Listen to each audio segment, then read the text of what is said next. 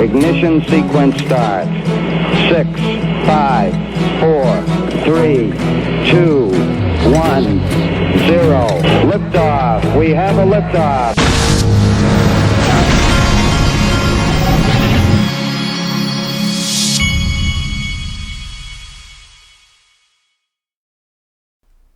Hey everybody, this is the Digital Asset Investor, and what I wrote right here that you're looking at is really the truth. I mean, I'm not going to say who said it to me, but as maybe two years ago, someone said to me that this was all to prevent World War III. And I believe that. You know, when I first got into digital assets, I thought this was just all, some invention of some nerds, and they made some digital currencies, and some of them got in trouble, some of them didn't, and for whatever reason, some were allowed to exist, some were not, and that we all just were, maybe we were going to have a shot at investing and making a lot of money. I still think it's about that, but more importantly, I think that what I wrote just right here, I said, anyone who thinks this game is about green candles on CoinMarketCap isn't paying attention. And I'm not saying that to slight anybody who's into technical analysis and all that. That's not what I'm saying. There is a definite place for that type of stuff, and it's interesting, and there are patterns that can be seen in investing and things like that. So I'm not saying that to down talk anybody that is into that kind of stuff. I'm just saying that aside from that, there's a much bigger picture of what's really going on here. And I said this is about superpowers and who controls the world. Always has been. The value is in the protocol, and Ripple created the protocol. Well, I say they created the protocol because they did. They created the protocol, not a protocol. Now, the reason I wrote this is because I saw this morning and I was retweeting it. This is an article from back in 2017. Vladimir Putin and Vitalik Buterin discuss Ethereum opportunities. I've always found it interesting that China has most of the mining power of Bitcoin, and that Vitalik Buterin just happens to be Russian and happened to create Ethereum and happened to be laying on the couch or spending the night on the couch of Stefan Thomas of Ripple. All of those things have always been kind of strange to me, okay? But this right here is an article from June 5th of 2017 where Vitalik Buterin is actually met with Putin. The meeting between Buterin and President Vladimir Putin occurred at St. Petersburg International Economic Forum, which took place between this and this. Anyway, that's Vitalik Buterin. That's Vladimir Putin. There are no coincidences. Okay, now in this video, I'm going to show you exactly what I think is on the line. I'm going to show you, and I think that it has a lot to do with Mojaloop, by the way. But I'm going to show you some of the things that might set off some light bulbs in your head when you see them. So strap in because it's coming. But first, I will show you some of that green. Let's see if it is green. No, actually, XRP's down a little bit, but we're at about 1.7 trillion in the market. Okay, this came out, what's today's date? Yesterday. From Mr. Yo-Yo. The Bill and Melinda Gates Foundation launches Mojaloop, an open source mobile payment solution. The Bill and Melinda Gates Foundation has officially launched Mojaloop, a new open source payment solution that leverages the Ripple Interledger. Okay, now here's the article, and it says right here out of the gate, it says the Bill and Melinda Gates Foundation recently tapped into Ripple's Interledger protocol to develop a new mobile payment solution, and now the organization has debuted Mojaloop, a new offering that promises to connect banks, mobile wallets, and merchants. Okay, now I believe that this might be at the very center of what's about to happen worldwide, this Mojaloop thing, and I'm going to show you why I think that. I'm going to go through, let's first go through some of the people.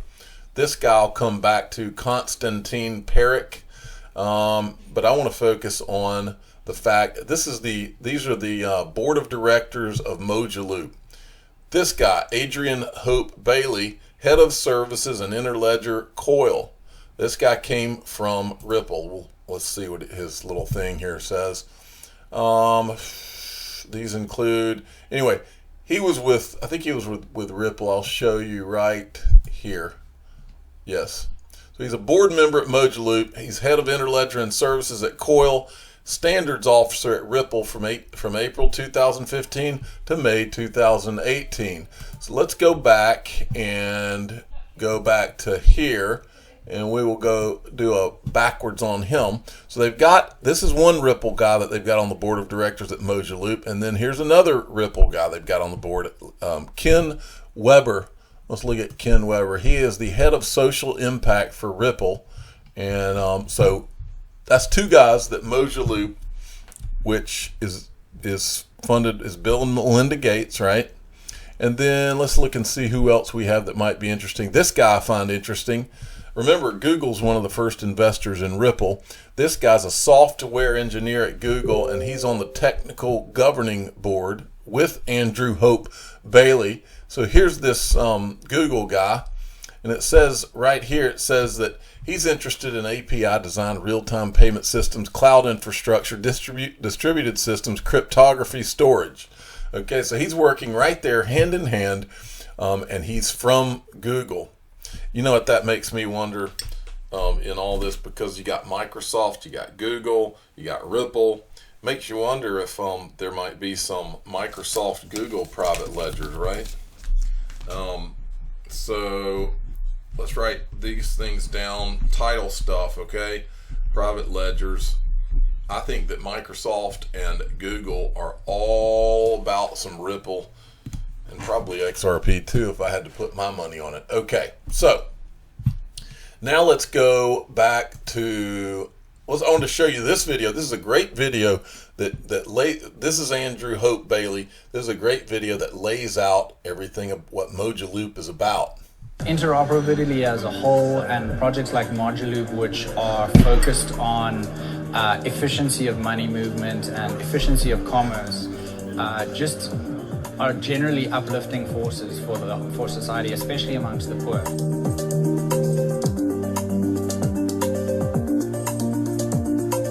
Why the Mojaloop work is important is because there's generally been a lack of suitable infrastructure in the market to facilitate interoperability. Tanzania has been running mobile financial services for a while, and there are a number of challenges that the current platforms would not be able to solve. Kenya launched an interbank switch, so that is running, so the banks are connected.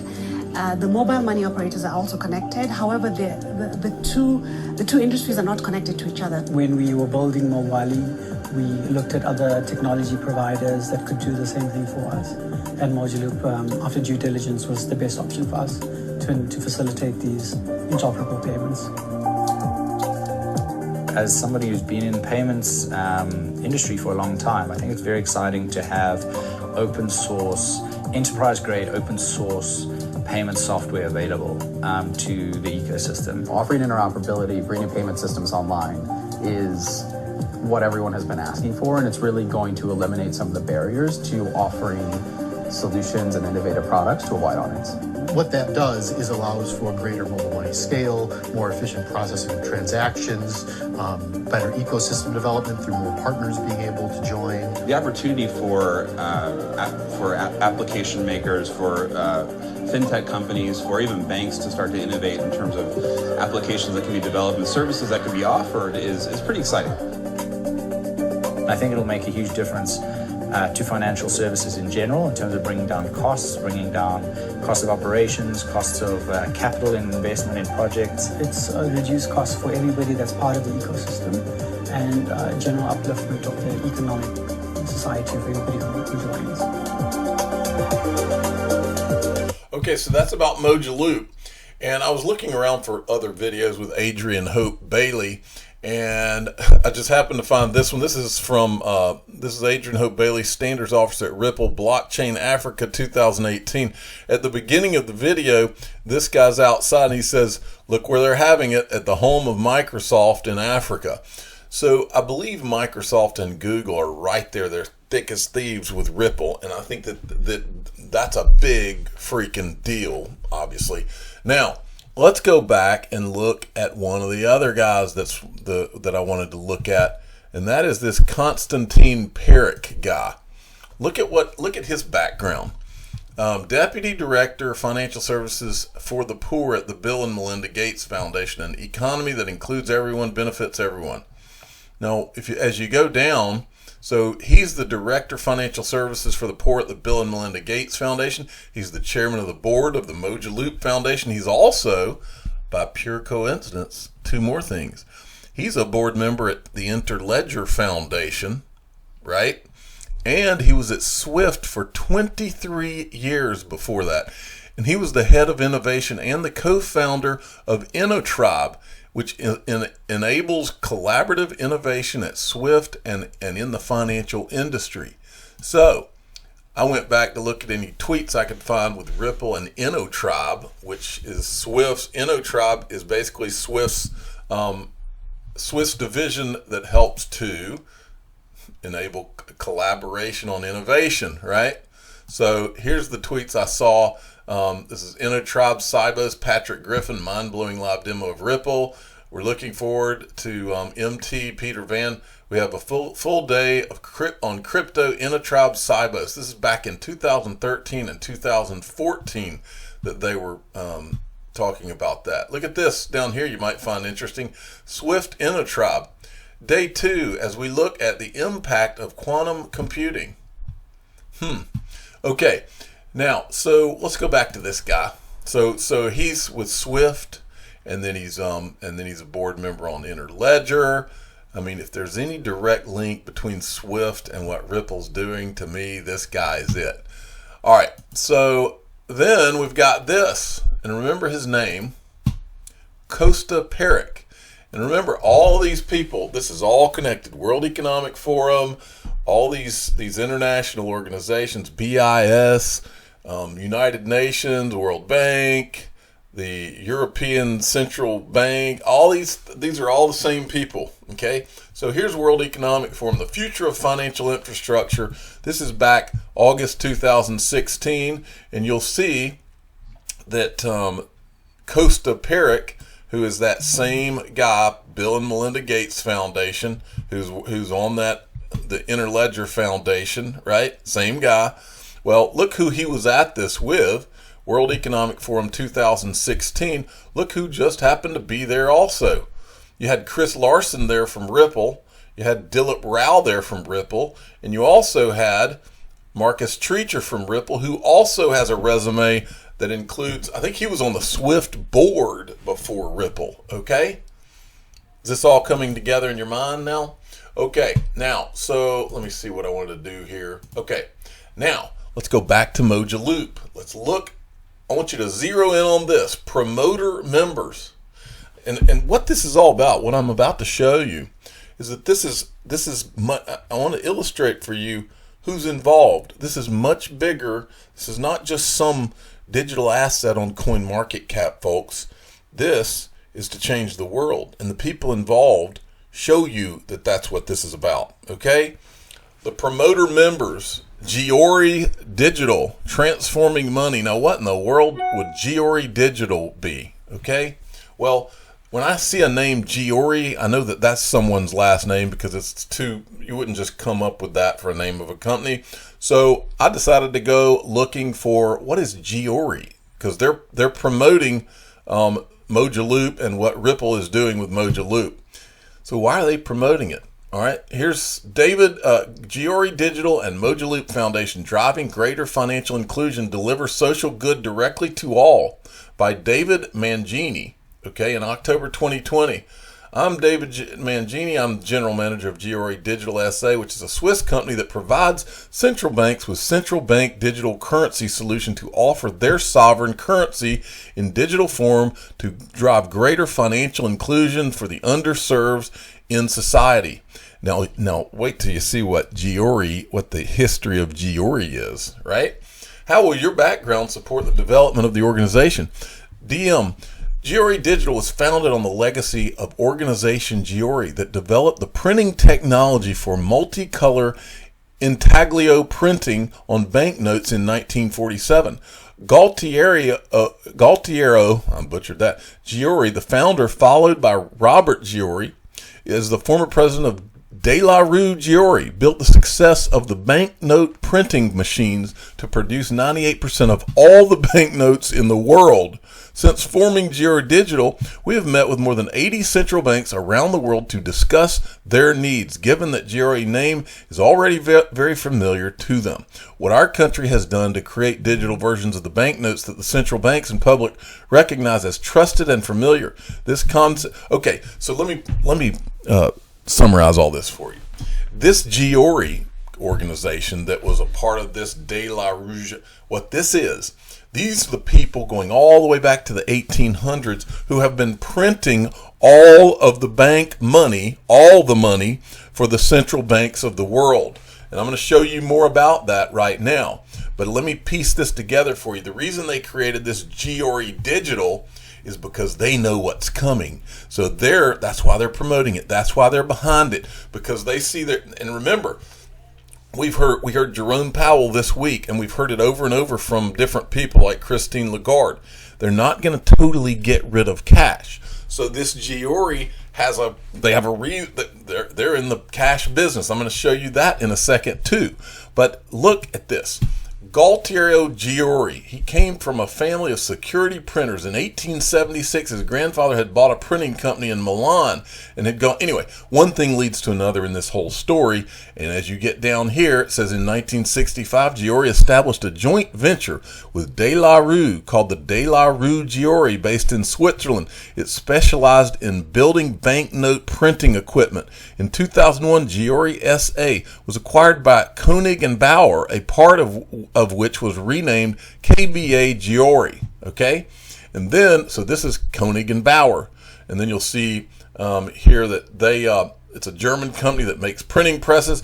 Anyway, this whole group of companies are the ones that are printing the money, all the money, except for in the United States. We'll get to that in a minute. They're the money makers, folks. Watch this video. This is a video about this I think this is De La Rue, which is, they're all connected, these companies. Okay, watch this. Many nations have these items created by a single private firm based just outside of London. De La Rue has been in business for more than 2 centuries and is known for offering clients both style and security. Roxana Saberi has their story. Big Ben turns to gold, and turtles take a ride in wallets when designers at British company De La Rue transform ideas into money. Beneath the pretty designs actually it's a piece of critical national infrastructure. Economies rest on banknotes. Creative director Julian Payne says while Friday art class is part of the work week, the mission that designers here face is serious and far-reaching. Everything here except the US dollar we've designed. Everything except the US dollar they've designed. Has designed more than a third of the world's bills, from the UK's sterling to the Seychelles rupee and the Fijian dollar. And while most Americans use credit cards, 30% of the world's adults don't even have a bank account. You have to understand how people use their money. This is an example of how some people fold money in sub-Saharan Africa. And then it's stored in interesting places as well. So they will store it in their clothes, in underwear, under in the shoes. bed? Under the bed, absolutely, under the doormat. So they're not going to take it to the bank. So that money that you create has to be sturdier. Durable, exactly. Durable and complex, to stay a step ahead of counterfeiters. Our job is to make these uneconomic to copy. The company's own team of hackers tries to copy the designs, which often involves sophisticated security details like holograms and ultraviolet imaging. We have applied features. Head designer Steve Pond says balancing security with durability and design isn't easy. You're trying to pack a lot of stuff into a very small space. You're trying to be... Okay, I just wanted to make sure you understand that, yes, this is about all of the money, but it's also about the money makers. I love that. That's a title and a half right there. Now, let's keep going. So you got Giori Digital, which is a promoter of this Mojaloop, right? And then this guy, whose name is David Mangini, Giori Digital is working with governments to provide solutions for central bank digital currencies. What Giori, this company Giori, since they're in the money printing business and they know digital's coming, what they're doing is they're hedging their bets. They're getting into the digital because they know that's what's coming. But as Jerome Powell said this week, we're not going to totally get rid of cash. This will take a long time, but these guys are putting themselves in the game because this is about the money makers, the central bankers. This is David Mangini. His whole write-up is about central bank digital currencies. So my point here is that Mojaloop has everything to do with central bank digital currencies. It's not a coincidence that Ripple's putting out articles about how they're building private ledgers and all this stuff. Okay, all of it's tied together, and it all ties straight back to the BIS as well. Look at this, David Mangini, BIS Innovation Summit we've been talking about this week. Highlights on day 3 of the BIS Innovation Summit. He just has he does an entire write-up here that he did on LinkedIn about how this thing is going to come about, and CBDCs, the whole thing, right? And then just by pure coincidence, I showed you yesterday or the day before, BIS Innovation Hub and Swift. Remember, Swift. Don't forget this guy right here. Don't forget Costa Peric, who's there. He's at the World Economic Forum. He's running. He's a board member at Interledger. He's chairman of the board of directors at Mojaloop and deputy director of financial services for the poor at the Bill and Melinda Gates Foundation. And now he pops up. Now it just so happens that the BIS Innovation Hub and Swift are announcing winners of the ISO 222, and Mojaloop's there in the game, right? We're not done yet. Look who else is one of the sponsoring members of Mojaloop. I've told you before on this channel that I've always thought in my mind that what Ripple, what XRP for me represents, okay? I've shown you the guy, and I'm going to show you a clip from another video of him talking. Edward Griffin had written the book, The Creature from Jekyll Island, and the book is about how these powerful people and some of their representatives went down to Jekyll Island and they formed the Federal Reserve. I've always seen my XRP as an opportunity for just a small handful of people who were here when everybody thought we were crazy. My XRP is a little representation. It makes me feel like they're forming what's going to be the next Federal Reserve for the next 100 years, and I'm getting to maybe not sit at the table, but at least sit in the room and watch the guys at the table. That's how I see my XRP. So, and here's a further illustration of this. Mojaloop Foundation, sponsor members, the Rockefeller Foundation. Who was at that meeting? Well, this is Edward Griffin, the creature from Jekyll Island. It's not a coincidence that the Rockefeller Foundation is a sponsor member of this, and Ripple's all in this, and all these people, Giori Digital. Watch this. This is the story.